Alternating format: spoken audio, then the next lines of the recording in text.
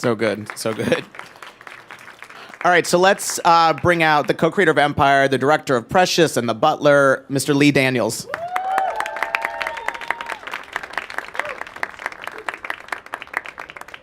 I like your slippers. Thank you. I didn't wear pajamas today, so I know. I didn't realize one this. last- I guess I am the only one that didn't know little this. That you wear pajamas when you shoot. I do. That's. Because, you got to be balls to the wind. It's dangerous out there.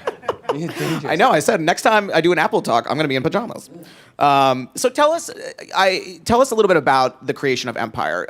You did this with Danny Strong, he was the screenwriter of The Butler. Yeah. Tell us how this sort of the origin story for this. He came to me when I was when we were shooting Butler at the real tail end of Butler. Okay. And he asked me to. He said, "What do you think of telling your life story as a musical in the hip hop world, and as a film?" And so I slept on it, and I said, "You know what? I want to make money." So I think that we should, Danny. We've done movies, so let's try this TV shit. You see how it works, and so I said, if it's TV, then yeah. And then the question then became whether or not it was cable, or whether it was prime time, because I really wasn't familiar with TV and how it works and all, and so I chose prime time so that I could really make money. And because I thought it would challenge me to how do you tell a story about hip hop and not curse. Yeah. So for me, the challenge creatively was telling that story and not use the F-bomb, which I do in all my movies. Do you know? I mean, you were saying it's kind of about your life, especially the stuff about Jamal in particular, right? That sort of is mirrored on. That is, but all of it is. All of it is. All of it.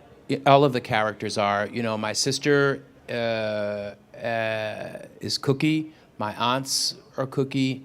These are people that are very real and that were based on people that I know or have grown up to know. And I think what's interesting is not just about the past, but also the now. And I don't think that we've seen African Americans that are billionaires. I mean, on screen, the public has, and I mean, I know African Americans that are millionaires and billionaires, and they still get down. Yeah. Yeah. And so I think that there's that public persona that we give for America, and that's what happens behind closed doors that I'm trying to tell. Yeah. This is a question from my mom because my mom loves Empire, and so my mom, she does. She loves it. How old is she? She'll be 60 in September. That's she lives in Atlanta, and she is she white? She's white. She is white. I'm white. Yes, my mother is also white. But she wanted to know who Lucius is based on because there's a little Diddy, there's a little Jay-Z, there's a little Berry Gordy. Is he a combo of all those people? Did you did you kind of base him on anyone in particular? Yeah, he's a little bit of all of those. He's everybody, and he's Gamble and Huff from Philadelphia. He's based on my dad. He's based on me getting into the industry. I've done some things that I've had to do that I'm not proud of as a young kid to get to where I had to get to, and so I think he's based on a combination of many African American men that have had to do things to get to where they had. It's no different than American men, because this is no different than Joe Kennedy. Yeah. What he did back then. No, totally. Is it fun when you guys are writing this show? There's so many characters that are sort of like, kind of cloaked versions of real people. Like in this week's episode, there's an artist on Empire named Tiana, who is kind of like Rihanna a little bit. Is that fun to sort of write these sort of like kind of cloaked versions of people? Yeah. Okay. Yeah. But are you worried about Rihanna like coming to your house though? No. Okay. Because she wasn't.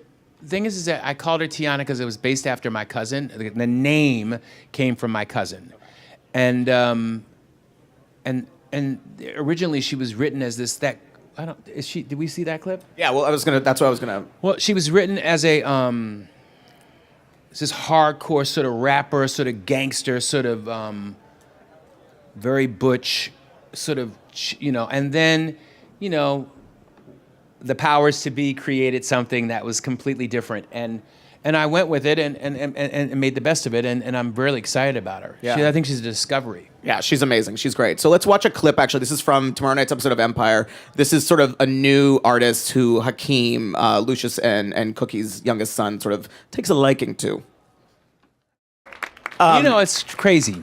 I can't watch this crazy. I don't care whether it's a movie, whether it's a theater piece. Whenever I see my stuff, I get nauseous. Really? Yeah. It's always so good, though. Thank you, but I get nauseous because I'm looking at it thinking, what did it? Yeah, I can't get away from it, so I don't watch it. Okay. Half of it. Well, don't puke on me. I will. Go run to the back room if you get nauseous. So let's talk about the music though, because I interviewed you for a story in EW, and you were telling me that you actually aren't that familiar with the hip hop world. You are more like Diana Ross, like kind of old school people. So it was your kids who actually told you who to go to, right? That's correct. Yeah. I know now. Ask me anything. Anything. Okay, all right, I mean, because the research that has to be done. Right. I know it all. But when I came to it, part of the challenge too, and part of the exciting part of doing something is always learning. How can I push myself into a place of what new can I discover about myself and what can I learn? And so I knew nothing of hip hop. And so my kids said, like, why are you even trying to pretend that you know? And so I said, well, I got a check. I got to write it. So what do I do? And they said, well, you should talk to Timberland. I said, who is that? And then I found him, called him up, and we connected. And I pitched him this story. And 48 hours later, he came up with the most fantastic music.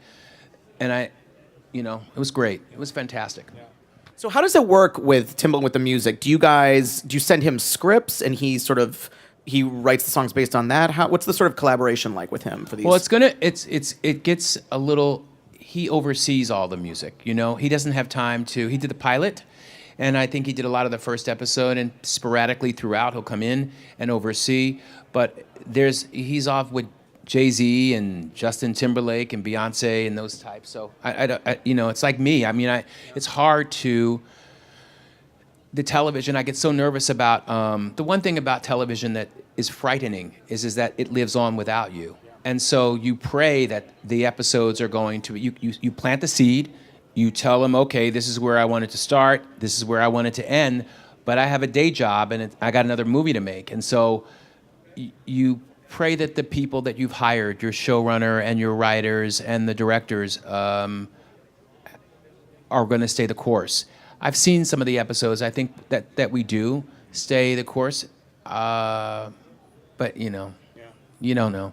But I tell you what's great. What's great is that I don't know what I'm more excited about, whether or not I'm able to get my story out there, or that, like, it's my story that we're seeing, or whether or not I'm able to have people of color for the first time working in the writer's room and in directing the episodes. Debbie Allen, John Singleton, Anthony Hemingway, Mario Van Peebles. These are people. I mean, I'm full of humility at the change that's being made right now in Hollywood, in television. So I mean, it's just it's very moving. That's a good place right now. Yeah.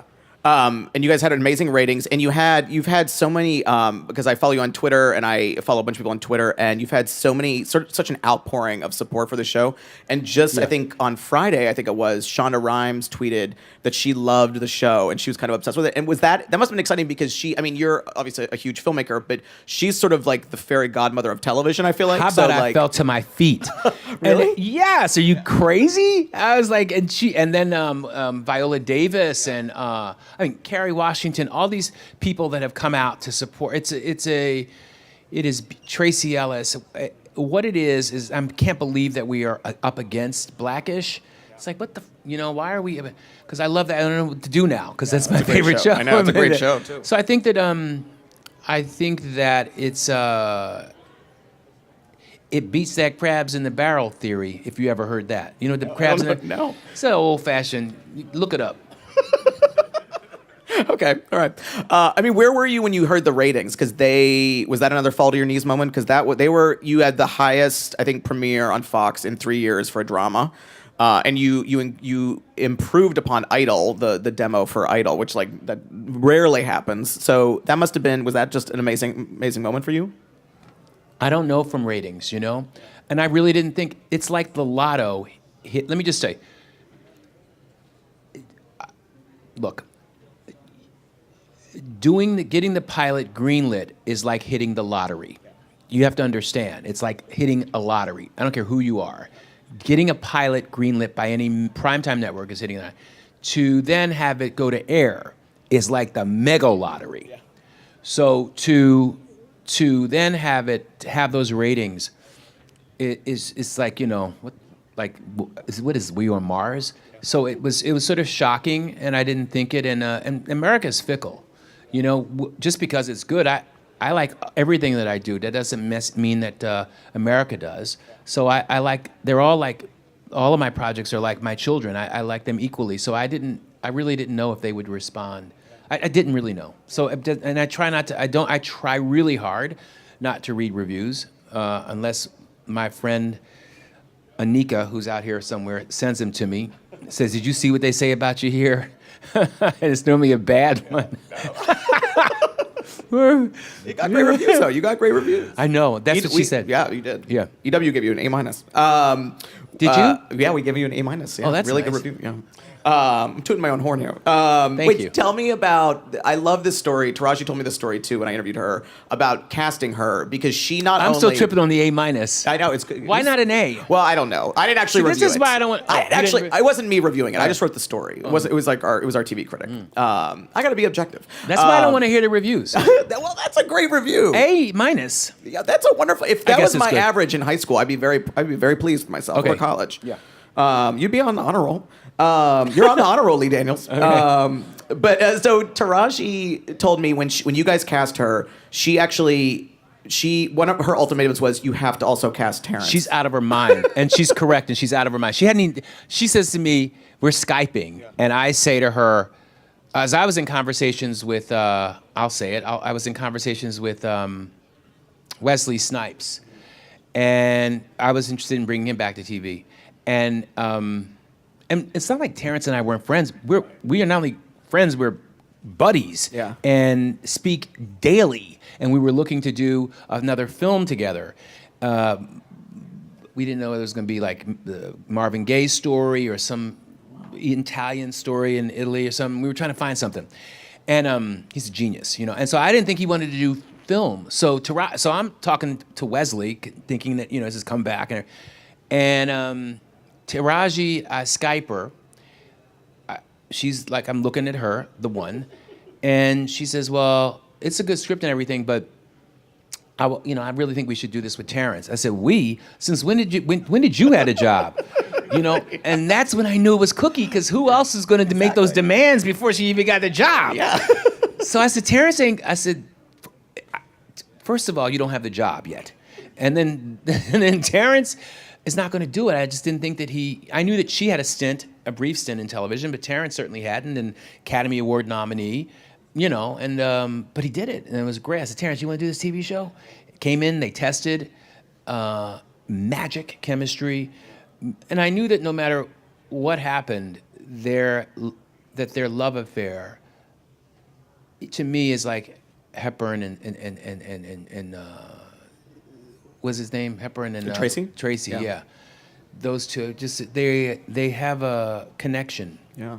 There's just something. It's magic. Magic. Well, and it informs the characters so much because knowing that they have this long creative, relationship, Taraji and Terrence, dating back to Hustle and Flow, it makes you have to believe that they're this couple that have known each other for years and years and years, and it does really make them seem they're so connected to each other. And they really do. They fight like cats and dogs. They love each other. They've never had sex ever, and he tries, and but she knows that, and I think they both know that if in fact it ever were, he's married, right. But it would lose the magic. Yeah.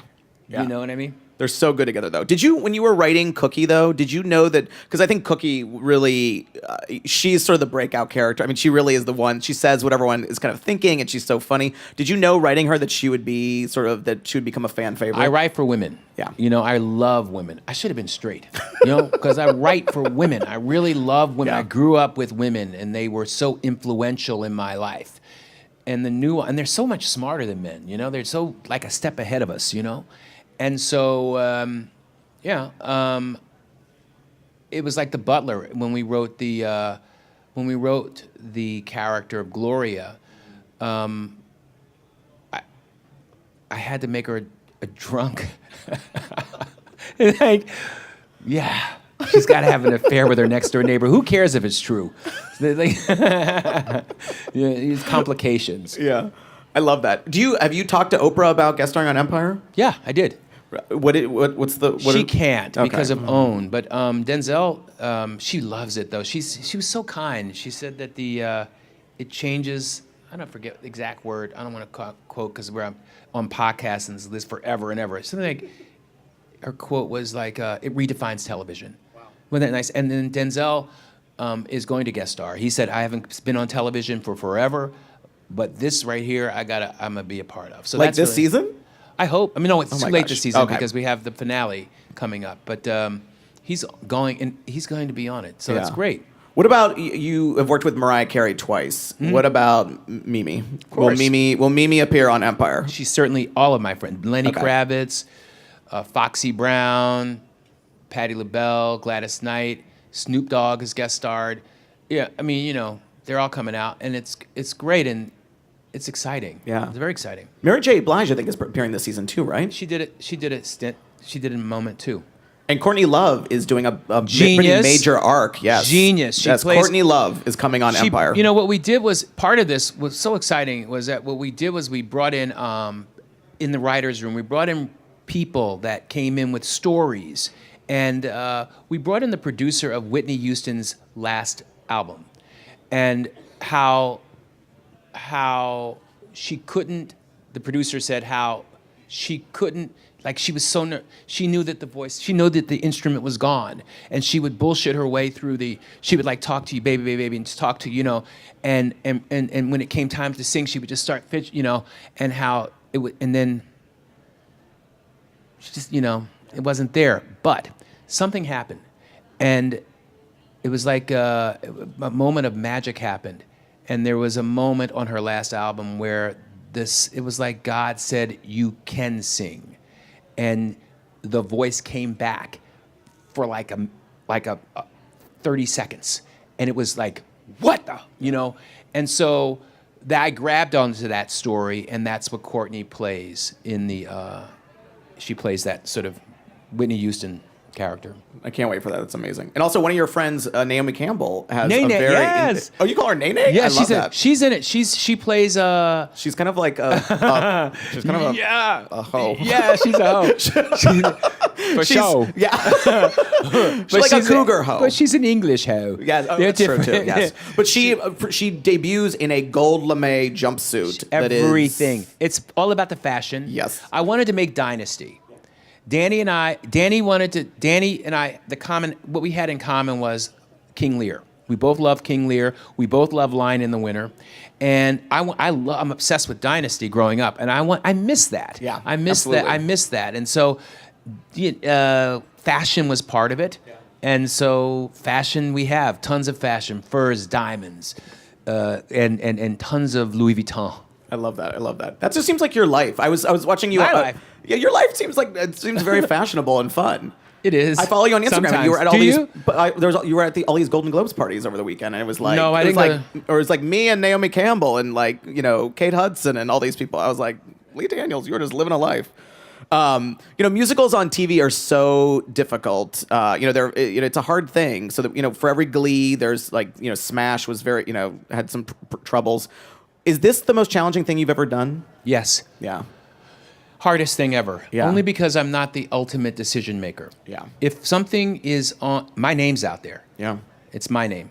And if I'm not the only one making decisions. I have to collaborate, and I've as in the world of film, the director is God, and especially in the world of independent cinema, there is no that the buck stops here. So everything that you see on that screen, I'm responsible for. It doesn't work like that in television. In that everybody has a say so. Yeah. And so you've got to navigate around and sort of, you got to. I mean, they all want to help. They all want the best for the show, but it is what it is. What can you say? So next you're doing a Richard Pryor biopic, right? Yes. So what can you say about that? Starring Mike Epps And Kate Hudson. and Kate Hudson. Yes, and Taraji's in it, and Oprah's in it, and a couple of other people. But yeah, That must have been incredibly difficult to find the right guy to play Very hard. that icon. So why Mike? What was it about him? he's like me. He's like Richard. We all have come from very dark pasts. We don't. I'm always looking to do better. It's never good enough. I don't like my work. I don't necessarily, I like them, but I'm not, I don't fawn over them, I'm always nervous. And that's what Richard had in common. That's what Mike and I have in common. And we're always sometimes not so good, to our detriment. We're living in a moment of truth that sometimes hurts our career. I mean, the thing that I think is most amazing about Empire, and the thing that I responded to the most, is the storyline with Jamal. I mean, how important was that for you, or how difficult was that for you also to put that story on network television? I think that's, homophobia is rampant everywhere, but I think within the African American community and even the music industry, it's a big deal. Was that difficult? Was that difficult to sort of portray? And was it? I was very anxious to talk about that, and I think that when I was doing Precious, we were. I had to do research, tons of research. And I went to the Gay Men's Health Crises clinic in Manhattan here and Chelsea. And I expected to see gay men there, and there weren't gay men there. All there were African-American women and children, babies, infants. And I remember the image as clear as day. And I thought, what is this? Why is this? And it was like that aha moment that Oprah talks about. Look, these men on the down low are infecting African American women and children. And they're doing it because they're on the down low. You can't hate them because they're on the down low. They're on the down low because the pastor says, your neighbor says, your mama says, your buddy says, your friends say, you cannot come out. It's bad. It's bad being a black man. Why are you going to add gay on top of it? So, and so I think that this addresses it. This takes it home. It hits straight to the heart of homophobia in a way that addresses the ignorance. I think it's the civil rights movement of today. It's hard to live in your truth. I get lots of haters for it. From celebrities even. But that I live in my truth and I will die in my truth. Yeah. I mean, what is a Lee Daniels project? Like, what do you think it needs to have in order for you to want to direct it? Is there something that do you look at things in material that you're like, that's something I want to do? Is there like a common thread, do you think? Family. I like family is, I think, is in like all of my stuff. And,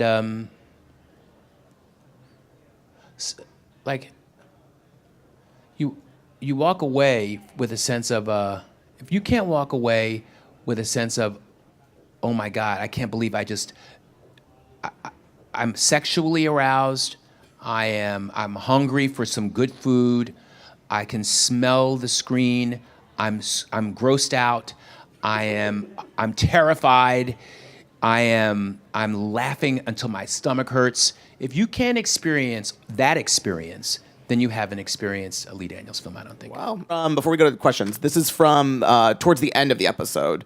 This is another scene with Cookie and Jamal. So that's the woman on the couch is Portia, who is Cookie's new assistant, who's also amazing. Fantastic. She's amazing. She starts. You'll see her on Wednesday on tomorrow night's episode. She's amazing. Anyways, all right. So let's go to audience questions. First of all, Lee, thank you so much for creating this role. I know in my family, this started a discussion between myself and my dad as a gay male, just moving here to New York 3 months ago, about the struggles that we went through, me coming out, him finding gay porn and stuff, and that came out at 13, and the reaction that that Terrence had, that was pretty much the reaction of my dad. But just playing off of that, do you think that you're going to write more roles in regard to the African American community about that, like collegiate roles? I think you did a great job of portraying our view, some of the views and some of the things that we deal with. But do you think is there going to be other stories that you can tell other than just from the music industry, maybe from a collegiate level, maybe from us growing up in our childhood as well? I think that part of your, thank you for that, by the way. And yes, is the short answer. Yes. Hi, Lee. How you doing? I'm fine. Thank you. My question is, as a director and as a producer, and do you feel like you have a responsibility to cover everything in your community, and how difficult is that doing that in films and now TV? Right. I don't feel a responsibility to anybody but myself, my partner, and my children. Once you start trying to be the poster boy for everything, it's like they're gonna. No matter what I do, I'm gonna get in trouble. So I done left somebody out. I remember we were sitting around. We were we were looking around a table. We were having a dinner. You haven't seen this episode, but there's an episode where their families eating. I said, "Damn, all y'all yellow. We're gonna get in trouble. Like we ain't got no people. What's going on here? Oh Lord!" And then I said, "Lucia's gonna have to have a chocolate baby." So it's anyway. You had to be there. Hi. Hey. Hi. So you're good at getting outside your comfort zone. Yeah. You seem to relish that. I so do. Name a few things that you need to do going forward that gets you out of your comfort zone, and that we'll see a science fiction film. Who knows? Things that you'll incorporate into this series, or what else? Right. A horror movie. I haven't seen a film since The Exorcist or Rosemary's Baby that to date that has actually messed with my head, that has fucked with my head. And I haven't been terrified to the bone. And I think that, and nor has there been an African American film that has been a horror film that has been done in a way that has terrified me. So I'm interested in terrifying you. That's something that I'm interested in doing. I mean, there are moments of that. There's moments of that in Precious. You know what I mean? They're just so like, But I'm talking the whole from beginning to end. So I'm very excited about. There is something that I'm working on that is after Prior somewhere about a family that is. I can't talk about it, but yeah, I'm working on it. Hi, Lee. Hi, beautiful young lady right there. When writing Empire, how did you find the beginning of your script? Like, what was going through your mind, and what did you want to show, like, right at the beginning? Because as a student here at NYU and here in New York, I'm struggling to figure out, like, how do I show my audience what I want to say in my scripts? How do I, like, show, like, this is where I want to start? For Empire, it's a partnership. My incredible partner, Danny Strong, is incredibly talented, and I think he won a Golden Globe for I think Game Change. Yeah. Game, is that the one with Julianne Moore? Yeah. Julianne Moore. Sarah Palin. I mean, he's a genius. So, to start the page on this one, it seems like forever. Because there's been so many scripts. But where do I overall begin? I begin from a place of, okay, what's going to grab people in their seats? Like, how do you hook them in? From the first 5 words, hook them in. I just keep thinking, hook them in, hook them in. What? Oh, no, hook them in. What can you do to hook people? And I think that we're so safe. I think that that's the other thing. We find ourselves so safe with we're so edited, homogenized, Americans, beat down, told no to. So you become afraid of yourself and your thoughts. How you doing, Lee? Hey, hi, on your left, how you doing? Pretty good. I just wanted to say thank you for The Butler as a dude growing up in the hood and just feeling the past in the household. That movie was probably the most resonating movie to me since like John Q. I had a silly question though. It always fascinates me to see outrageous things on network television. Where did the idea of throwing Jamal in the garbage can come from? It came from personal experience. Yeah. Yes. So, what advice would you have for a up-and-coming screenwriter, director, producer for like younger generations? Run in the other direction because it's a drug. And unless you want to breathe it, live it, get rejected, being told no constantly day in and day out, beat down to the ground, stomped. If you can take that, then go. But I would say run in the opposite direction because you keep your head on. Thank you for before. And what pushed you into the industry, and how did you make your name? You know, how did you make yourself noticed? How did you make yourself like a person that was to look to, you know? What pushed me into the industry probably was a bad wind. I don't know, because I should have been told, I should have take that girl. I'm telling you, I should have took that advice I'm giving that girl, because it really can throw your ass off. I think it takes a certain determination of just willpower, absolute willpower. And look I come from a place where I've seen atrocities. I've seen things. I've seen things that maybe I shouldn't have seen as a kid. Death as a kid, I've seen, death when I was 20, something called AIDS wiped away every one of my friends. There were none. I held many of them in my arms as they died, and lovers. That I'm not HIV positive I don't even know how that's possible that I survived that. Crises. I survived drugs. I've witnessed people, die. I mean, I think that you have to, I think that there's a will from me, my experience, my life experience. If that makes any sense. Well, thank you so much for being such a good interview, so honest. You're so great. And everyone, thank you all for coming, and watch Empire tomorrow night, Wednesday nights on Fox.